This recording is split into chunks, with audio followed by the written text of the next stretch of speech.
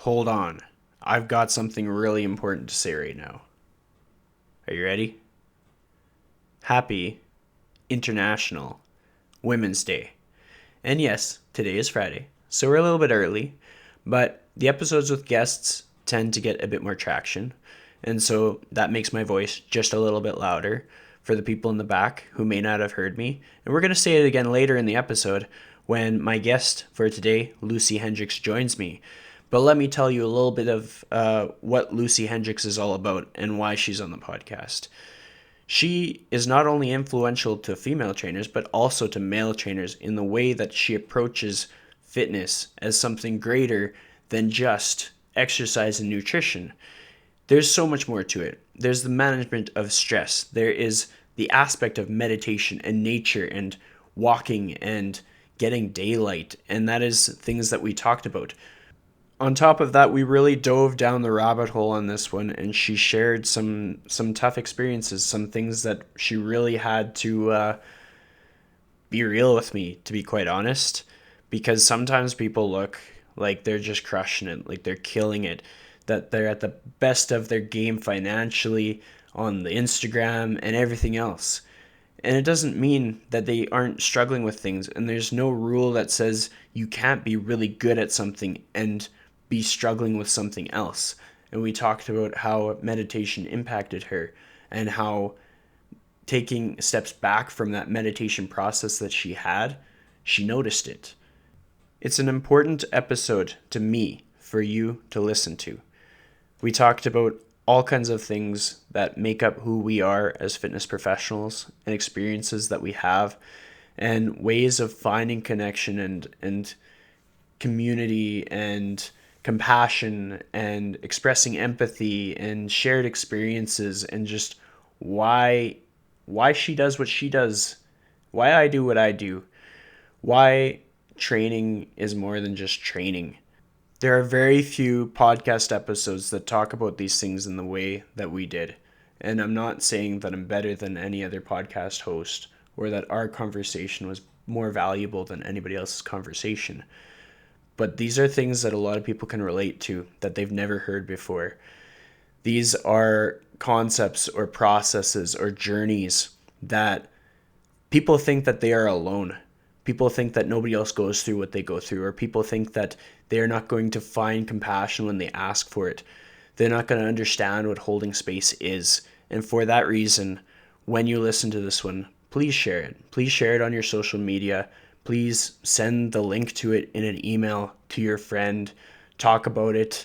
And not because it's for this podcast, but because it's a conversation that I think has an impact and can impact other people through the art of compassion, connection, relation, understanding that we are not alone, and understanding that, yes, you should check on your strong friends. Thanks for listening. Let's get started. Welcome to the Lifestyle Chase, Season 2.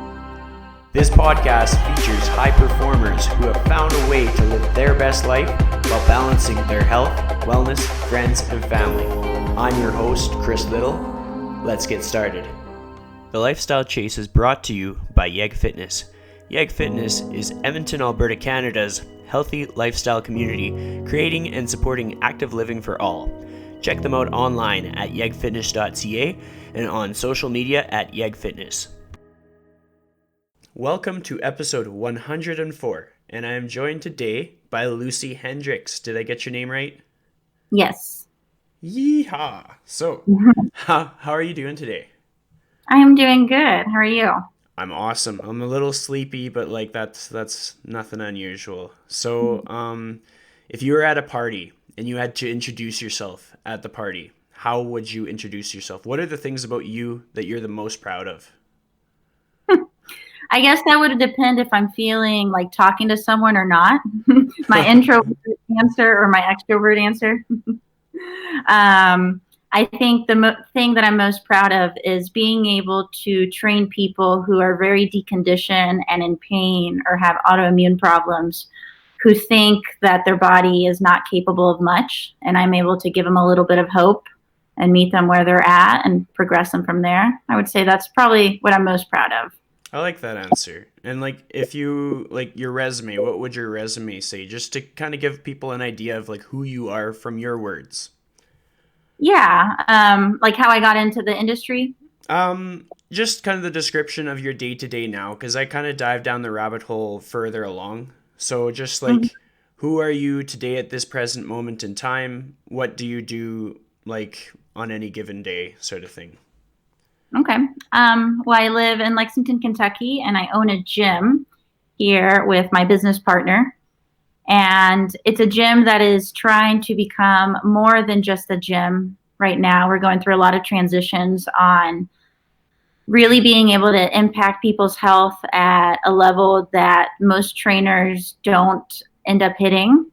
I think most people get in the industry and they're given two tools, and it's fitness and nutrition. And like most people who take their job very serious, end up realizing that those were just two pieces out of the other 20 pieces that impact health. So we're really trying to figure out how can we have a gym that influences all these other factors as well, like sleep and community and eating real food, getting time in nature, getting sun exposure, all that stuff that a lot of people don't seem to see how big of an influence it has on their health. So that's what I do right now is how can we build a gym that gets really good at these basic life needs and builds a culture where people believe that health is influenced by many factors, not just burning calories and eating less calories. I like it. And it's something that I really relate to. I've found that in a lot of my conversations, it's talking about nature and connection and stress management and stuff. Mm-hmm. I have to give a shout out to my friend Dean Guido because he was really excited when he heard you're coming on the podcast. So Dean says hi. Something that stands out and kind of makes you stand out in the industry is how much you have contributed to my friend Dean and how his understanding is of things. And from my standpoint, a lot of your work is like cueing on breathing and like just how much breathing can factor into everything that we're doing with fitness. How would you describe that? Like, what has been your most eye-opening discoveries when it comes to coaching that and helping other coaches to coach that? It's been very eye opening on how my understanding of what I'm doing has evolved throughout the years. Because if you look at my training from 7 years ago, I was still doing breathing exercises. And my understanding of why it works and why it has such a positive impact has evolved throughout the years. So even though I'm still doing the same thing, just having a different viewpoint on it. And coaching breathing is just like coaching any other movement that personal trainers coach. So what we do is we're just looking at the body and how it moves. But the only thing that's kind of unique to what we do and other people in the industry do is we appreciate how breathing affects certain movements, like being able to extend someone's hip, being able to retract someone's shoulder, being able to bend over and touch your toes. So when we talk about coaching breathing, I don't want it to make it seem like it's its own separate entity. It's how we just see breathing and appreciate movement and how they're connected together. And Yeah. when you are able to put those two together, we're able to make lifting feel really good. Like people consistently say that they don't feel things in their low back, they don't feel things in their knees, they don't feel things in their neck. And when lifting feels really good, people seem to be more motivated to exercise.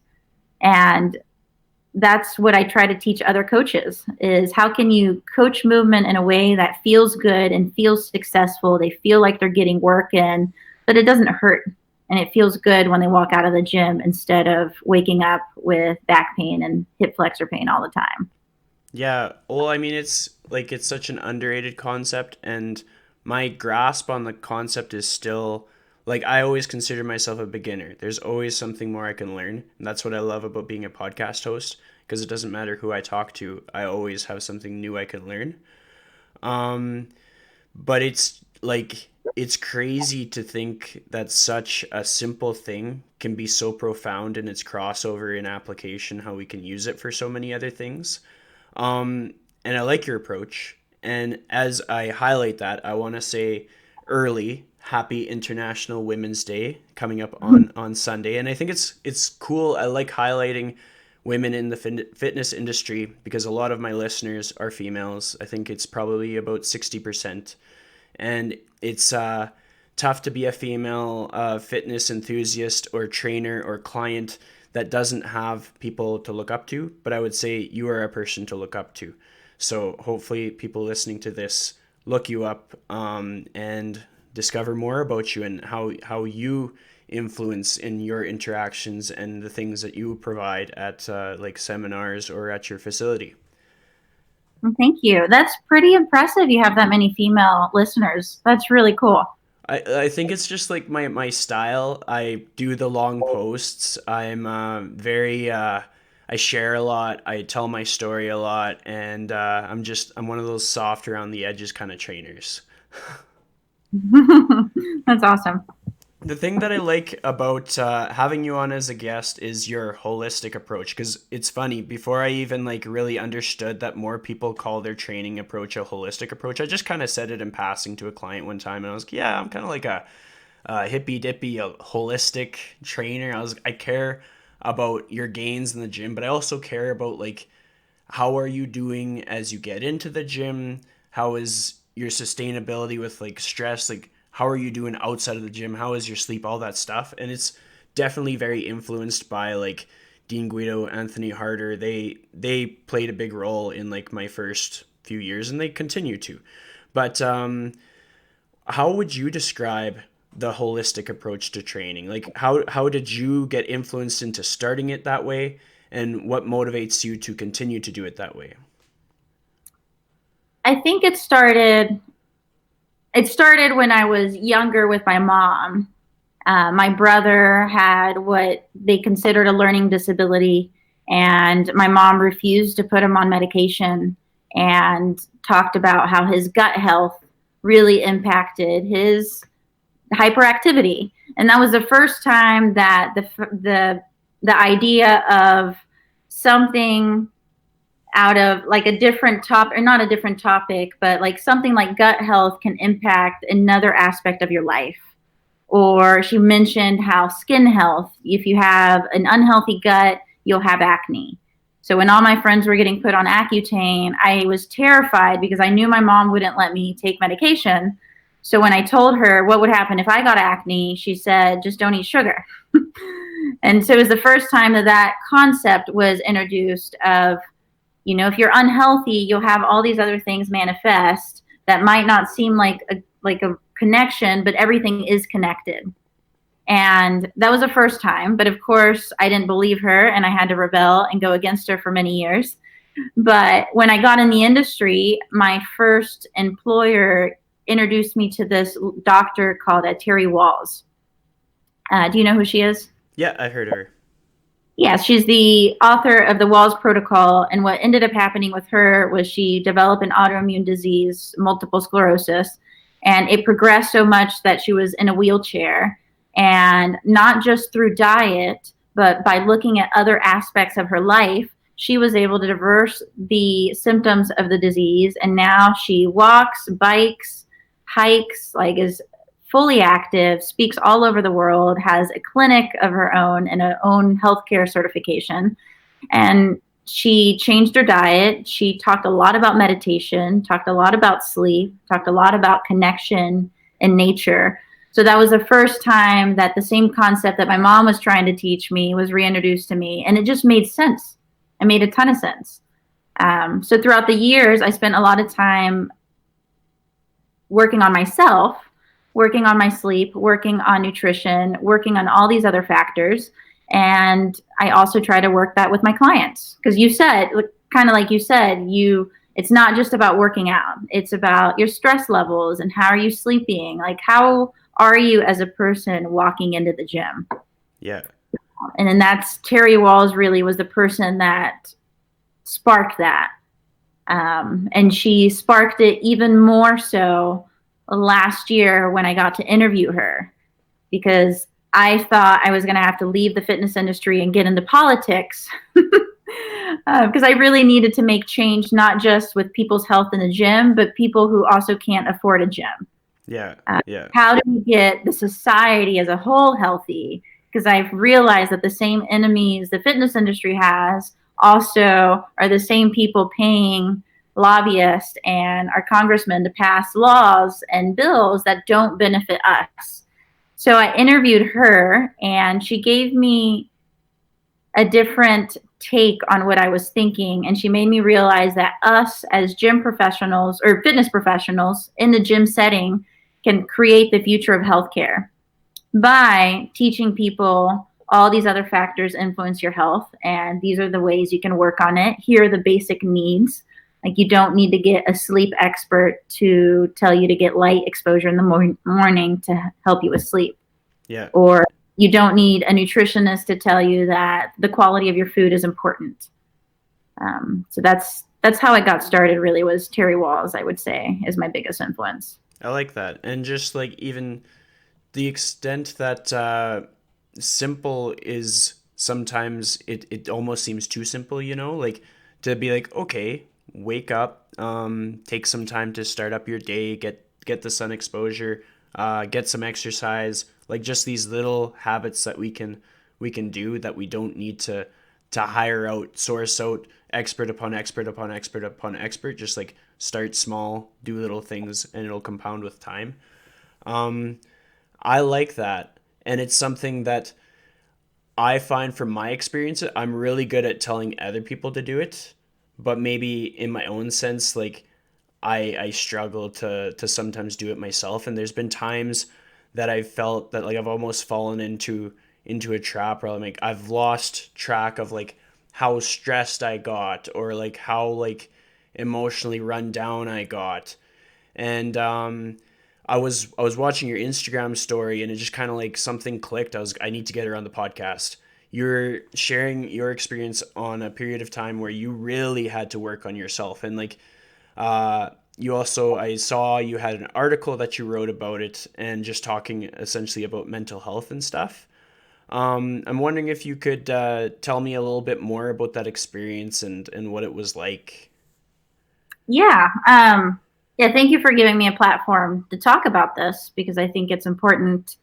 But as throughout the years, I worked on all these other aspects of my health, the sleep and nutrition and getting my resting heart rate down, all that stuff. Like, I was moving so many things in the right direction throughout these years. But there was one aspect in my life that was moving in the complete opposite direction, almost completely spinning out of control, which was my mental health.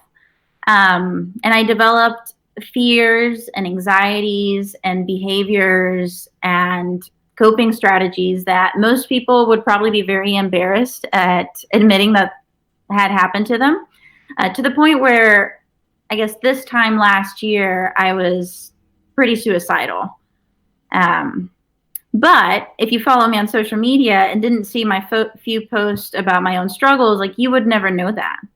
In fact, like, last year and the year before that was my most successful year when it came to producing content, mastering my teaching skills, mastering my coaching skills. I spoke all over the country. I built a decent audience. And I feel like I had a small positive impact in our industry. But at the same time, in silence, I was struggling so much. And I think the big problem with mental health is that we're all struggling in silence. And when people struggle and no one is talking, there's no one to learn from.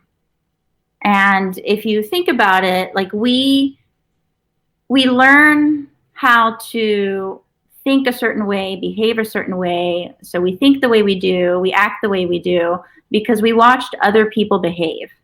So we learn how to behave in this world by just watching other people behave in this world. And so as a society, we have similar behavior. So when you're tired, what do? You sleep. You sleep. And when you're hungry, what do? You eat. Yeah. And then so as a society, we have all these like similar learned behaviors, and then we have some differences. Like, if you want something, maybe you learn to ask what you want for, and then another person learned to just hide it in and passively aggressively try to get what they want. So we have differences from families to culture and family to family. But if we're struggling in silence and no one is talking, who do we learn from? Yeah, that's so true.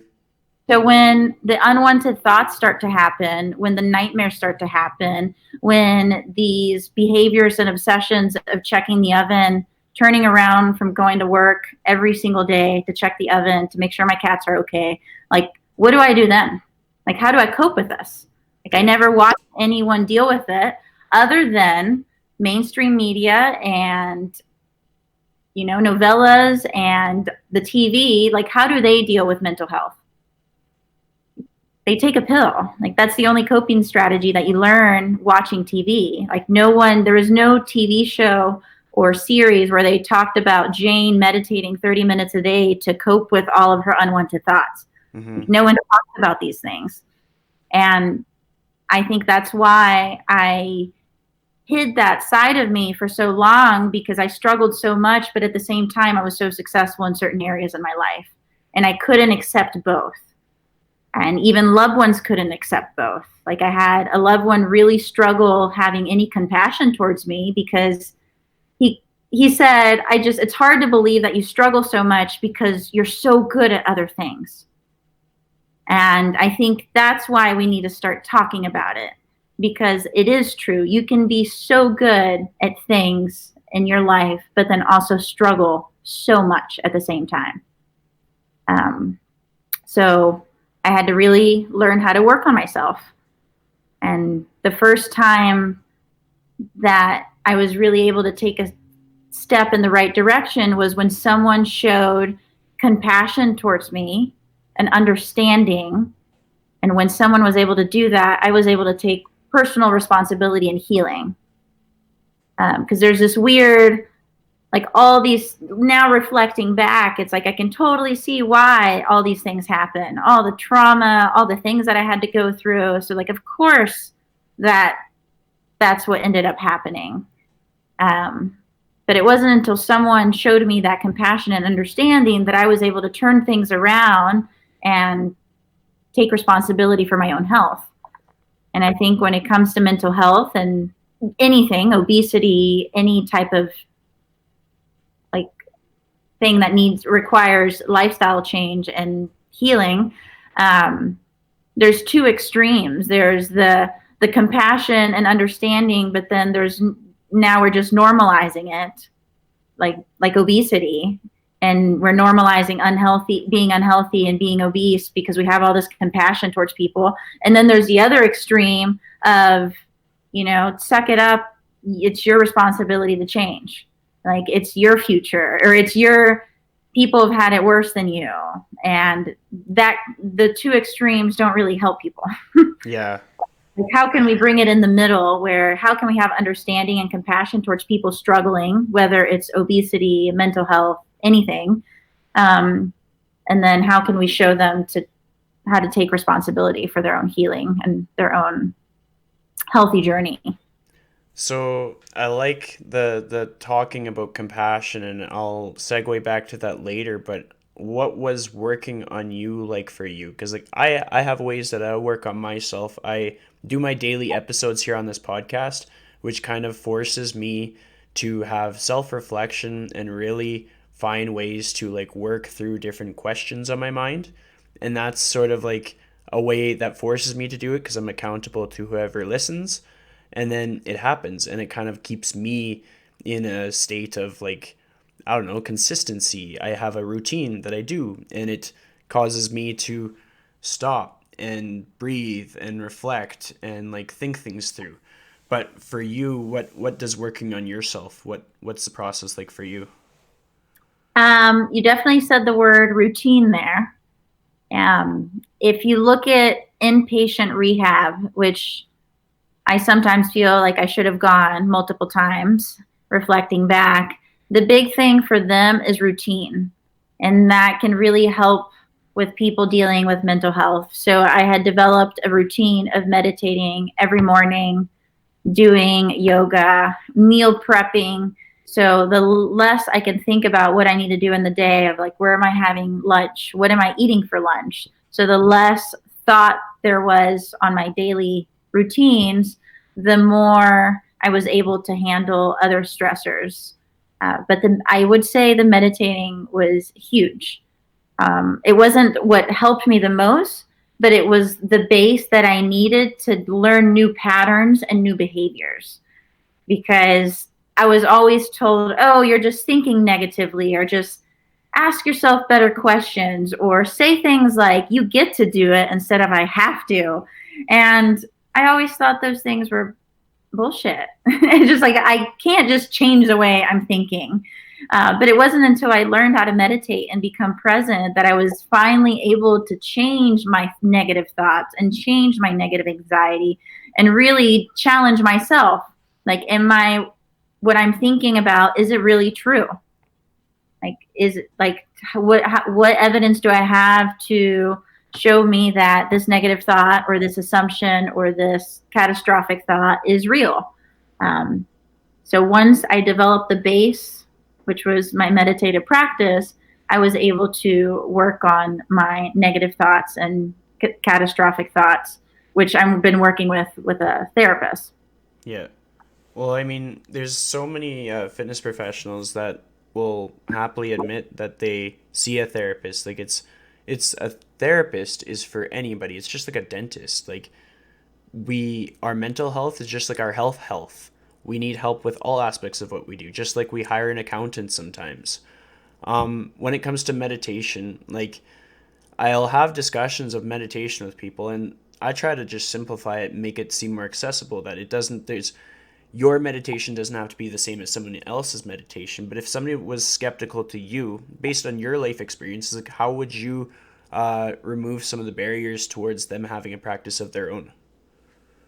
Um, what kind of barriers are you thinking I about? guess I guess their skepticism, or maybe they're feeling like they need to be instructed professionally on how to meditate, or maybe they're feeling like they don't have enough time. There's a lot of people that are just busy, busy, busy, and they're like, I can't stop for that. Like I have things to do. Mm. Um, I guess I would go with, because we had a meditation challenge, and that was one of the biggest barriers we had was, I don't have time for it. But what we did was we made it to the point where it was a very short amount of time, 10 minutes.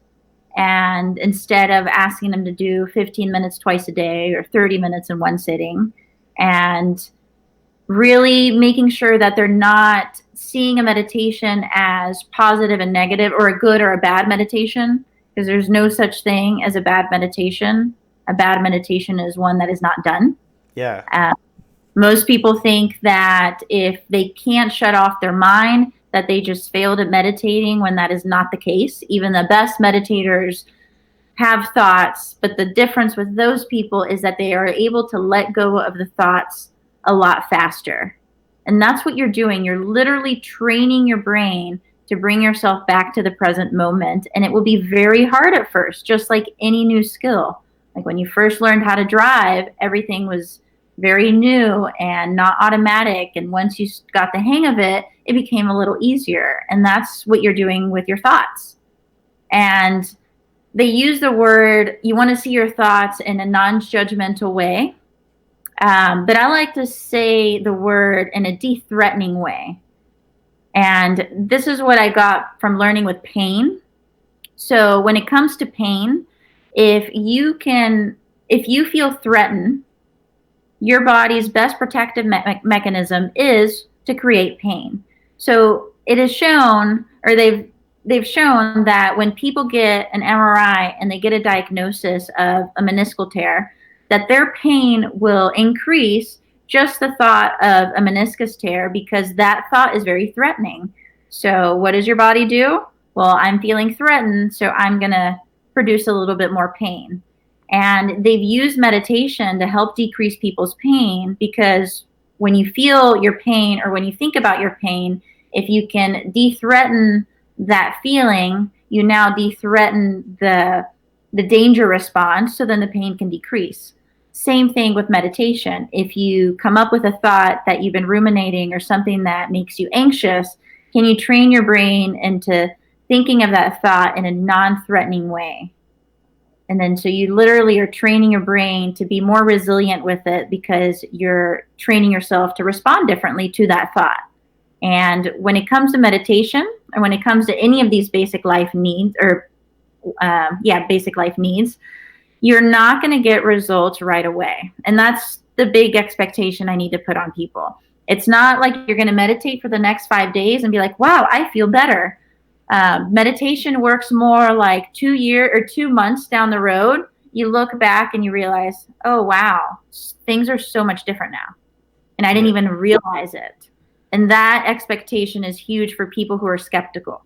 Because usually, like, well, I tried it for 5 days or I tried it for a day. Well, it doesn't work that way.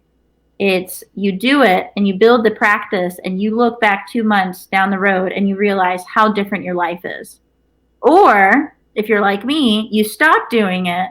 And then a month later, you realize, oh crap, that was really impacting me in a really positive way. And I didn't even realize my routine was keeping me sane. So, what happened in your life that all of a sudden you stopped doing it?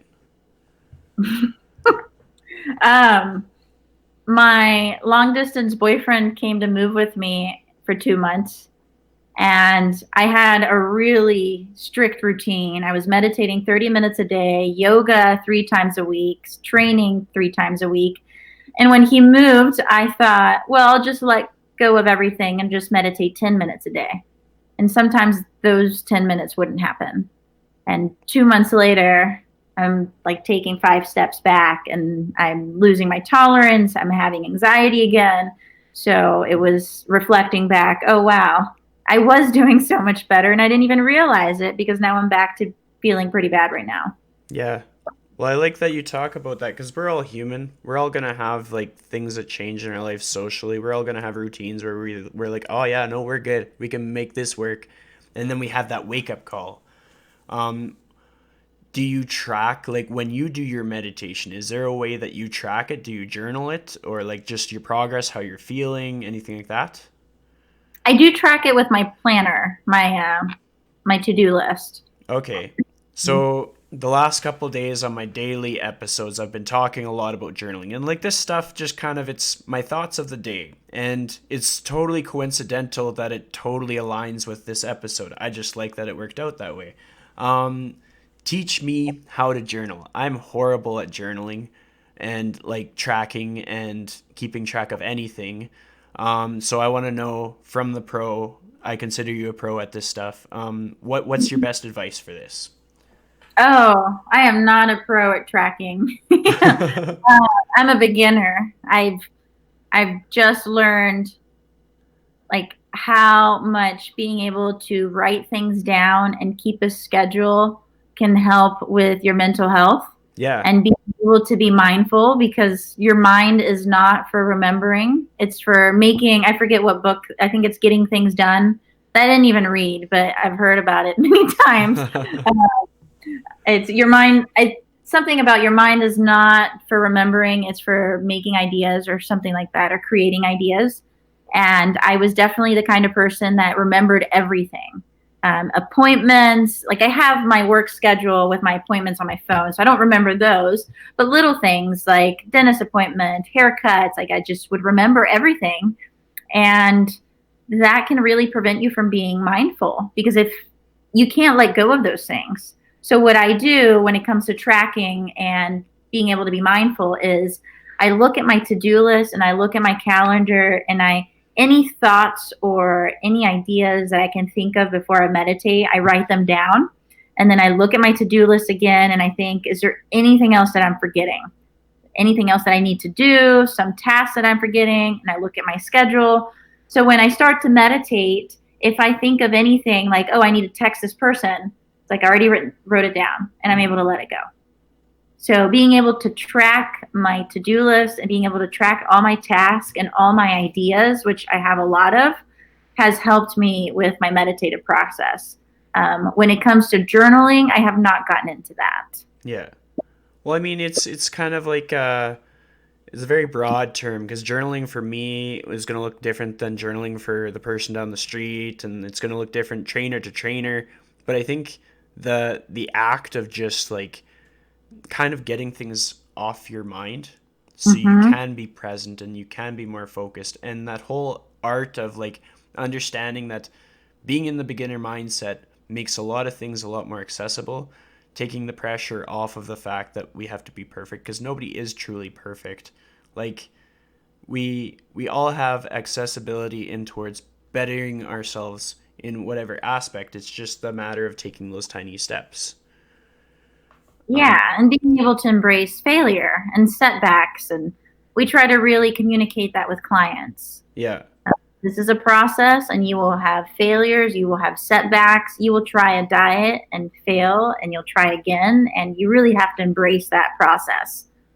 Well, I like that you bring that up because I find that most of my compassion for other people's setbacks comes from my own personal failures and my own personal setbacks. Outside of the mental health realm of things, have you ever had any like failures that have really taught you lessons? Mm, I mean, so many. I think I enjoy failure when it comes to learning new skills. Yeah. Uh, and I think getting past those failures is how I'm able to get things done. Like I don't see it as a failure if I spent 20 hours on a weekend learning how to use this software and then I find out that that was the wrong software or there was a better one.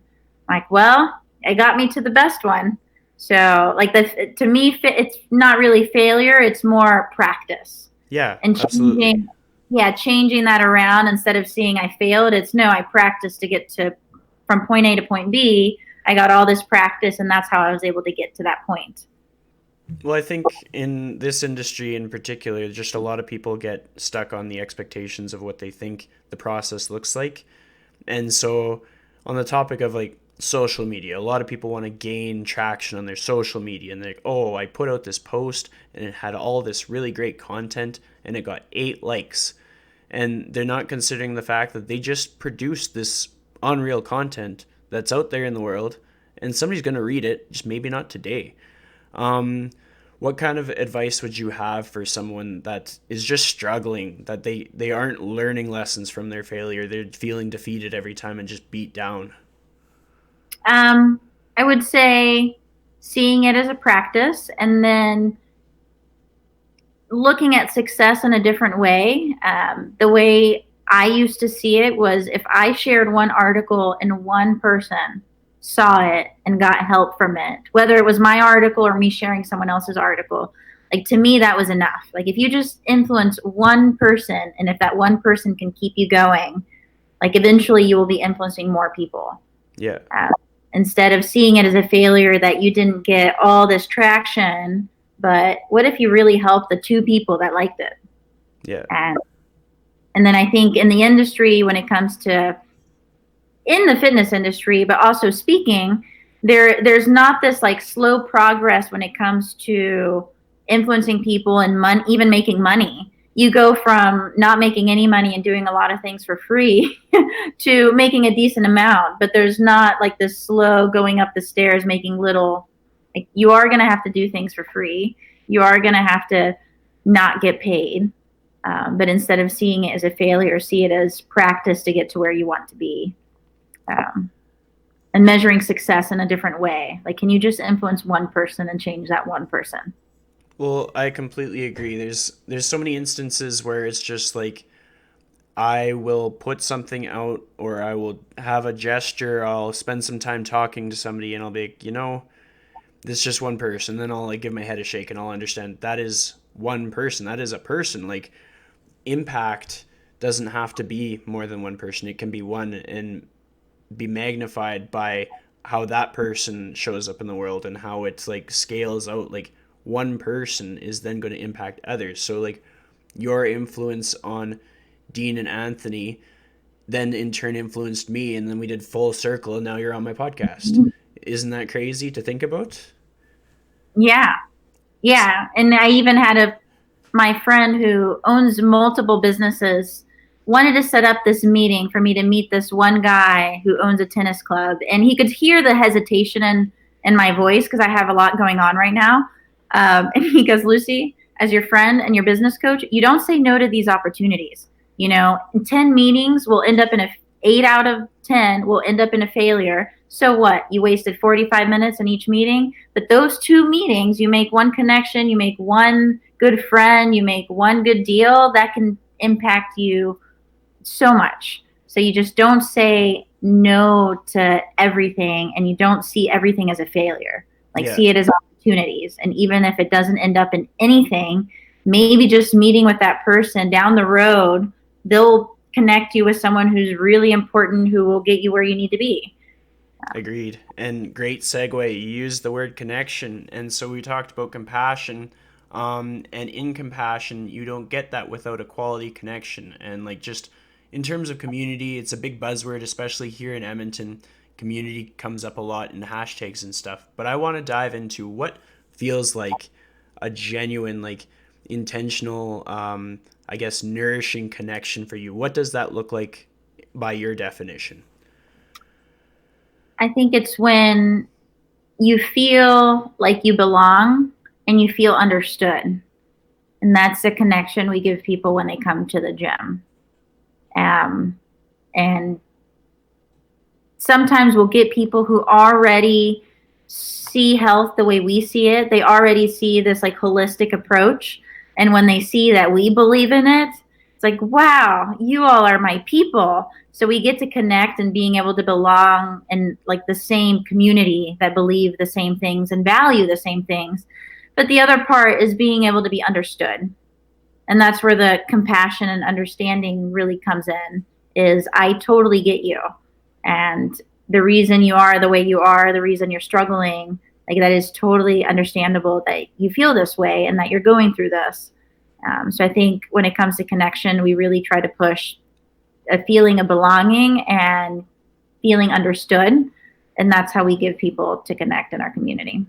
So something that got me thinking is like we talked about your tough time where you kind of felt, well, you kind of felt isolated in a sense, like when you had your mental health problems. And it's like we talked about Instagram. It's like the Instagram looked successful. It looked like everything was going well, and like financially everything was going good. How would you, if it happened again, or if you knew somebody going through what you were going through, how would you want them or encourage them to seek connection with you? Um, like if it was a client, Yeah, a client, a friend, anything like that.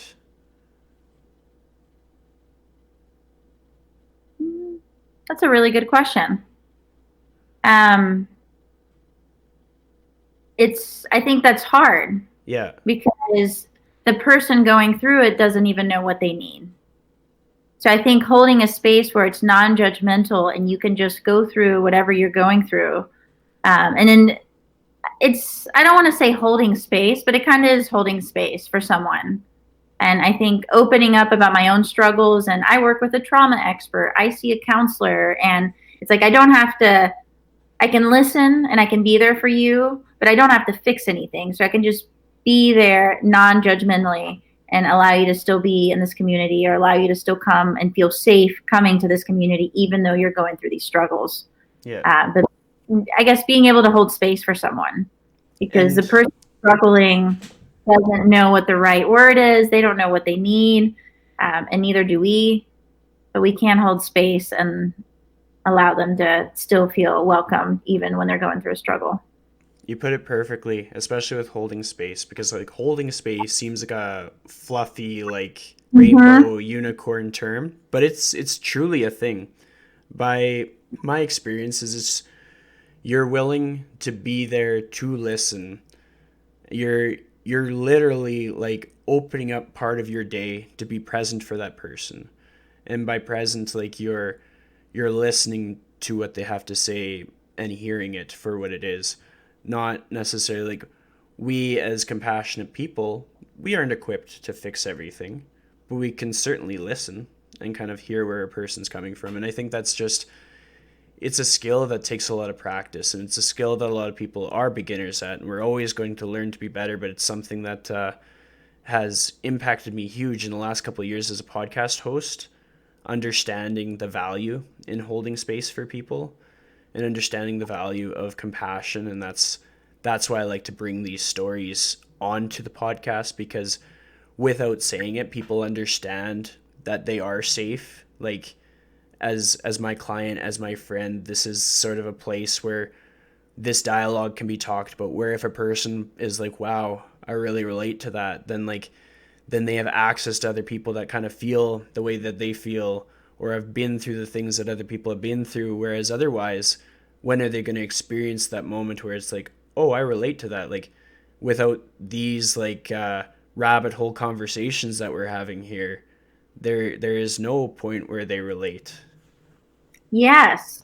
And we actually had a moment like that in our meditation challenge where my cousin, who's a counselor, walked in, and she had us, all right, everybody go down the line and say one reason why you can't be mindful. And I'm thinking, oh no, no one's going to share. This is going to be a failure. And no one was saying anything. So then I raised my hand and I said, I ruminate all night when I'm really anxious. And then all of a sudden, every single person starts to open up, and I worry about my loved ones. I put all this pressure on myself. I feel like I'm never doing enough. I can never stop thinking about my to-do list and what I need to do next, and I'm never doing enough. And every person went through, and then I interrupted the end and I said, well, I don't know about you all, but every person that went, I was thinking, oh yeah, me too. Oh yeah, me too. And then everybody laughed. So I took that as I assumed as everybody agreed with me. And that's when I wrote the email to them that day of, how do we get our kids to do this, or your kids, I don't have kids, their kids to do this. And it's not by telling them to meditate. It's by stop being silent with all the problems that we mentioned tonight. And just like we talked about earlier in the podcast, it's mommy and daddy meditate to deal with the stress from work. Or when the thoughts get too much, these are the things that we do. So instead of saying, hey, I need you to meditate, it's show them the behavior that they need to adapt when their things start to happen. And then they learn how to cope with things. Yeah. Well, I like that whole like putting it out there on the main stage, because like something that I tell to a lot of people, but I kind of feel like they don't really believe me, is just like everybody in your life has their ebbs and flows, their ups and downs, their moments of weakness, their times when like they could really use some meditation. And it's just like the amount of relatability that we have to the people around us, whether they're like police officers or doctors or teachers or parents or grandparents, like everybody can relate. And because we're not talking about it like this, we don't know that they can relate. So then we're reluctant to be open and communicate about it and get that sense of connection. So then I guess I repeat it often over and over, but one of my friends told me, like, you have to tell somebody 3 times for it to sink in. And so I think just, yeah, having those events or conversations or little circles of discussion, and actually having the topic be something on those terms. And to keep us on track for time, like sleep challenge, meditation challenge. I think I heard about the sleep challenge. I was listening to some of your appearances on other podcasts this morning. What is your inspiration for putting out those challenges? Like, what kind of first got you thinking about the very first challenge that you put out? I didn't want my mom to die. She was working 14 hours a day, became the caregiver of my grandma, and has to deal with my other sibling. And then I was keeping all this stuff about myself to myself because I didn't want her to stress out anymore. And she was in chronic pain. And one day I just said, if you end up like Nana, I will not take care of you. Like, if you end up like debilitated and have dementia, like, I will not take care of you because you're not taking care of yourself right now. And She kind of listened. Out of everybody in my family, she listens to me the most. But I developed the sleep challenge basically for her. Like, well, I'll just get the whole gym to get on board with sleep. And she got on board with the sleep. And then I created the meditation challenge, and she took it even further than I did in the beginning. I mean, started meditating 40 minutes a day. So it really was me being worried about my mom and her ability to handle stress that pushed me to do that, and getting my clients to buy in.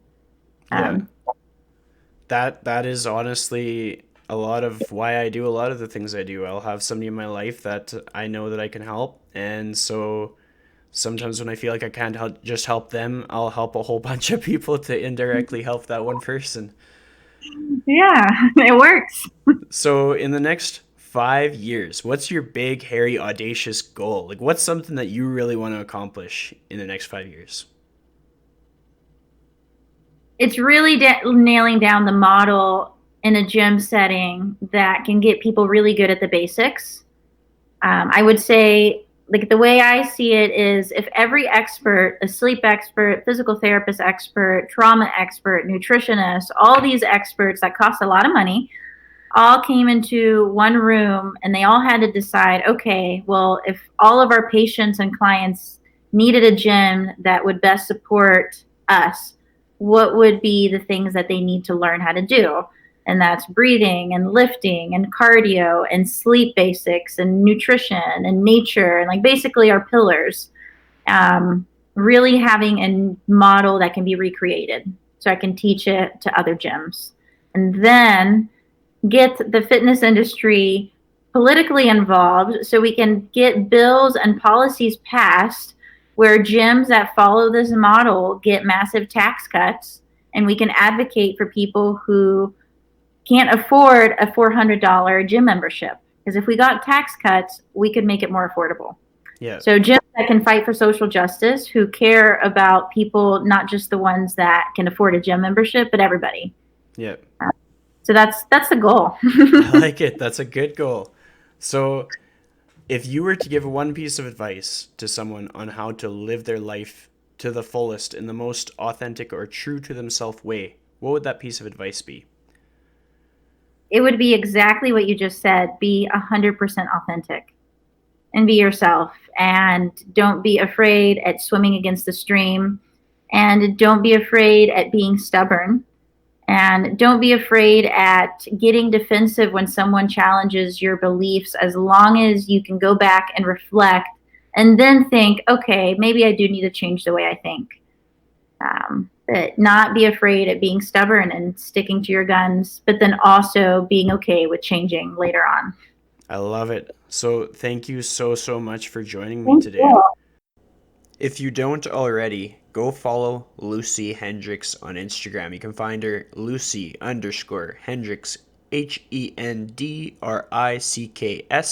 Go to coachlucyhendricks.com.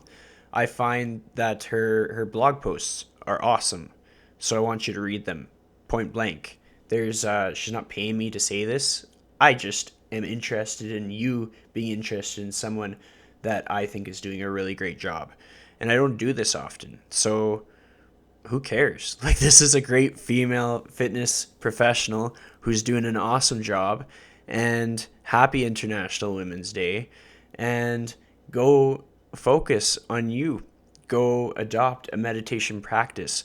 Find what you need to be accountable to your wellness, and understand that we are all beginners, that we can all work on ourselves in some way that works for us, and that fitness is more than just fitness and nutrition. There's so much more. There's the management of stress, there's the sleep challenges, there's the meditation challenges, there's the getting the daylight and having the downtime and holding space for people and talking about things and connection and community, and there's so much more. So I hope that you got inspired. And if you're still listening, give this episode a share. Share the crap out of it. I'd really appreciate it, and I know that some people are going to really benefit from this. So thank you for supporting the Lifestyle Chase, and we'll catch you next time. Whoa. I almost forgot. So, if you like what I talk about, my interview style, and if you're kind of thinking that you might be interested in the other people that I interview, I've got a lot of episodes out there. So I do daily ones that are 12 minutes long, so that kind of pushes out the other guest ones that I've interviewed. So I have about 170 episodes out there and 104 with guests. So if you're interested in hearing some of the ones with guests that are maybe episode 1 through 60, you can go to thelifestylechase.podbean.com. You can also find what I'm all about at www.invigoratetraining.com. I was told that I never really talk about myself. My name is Chris Little if we haven't met. Thanks for listening. There we go. Now we'll catch you tomorrow.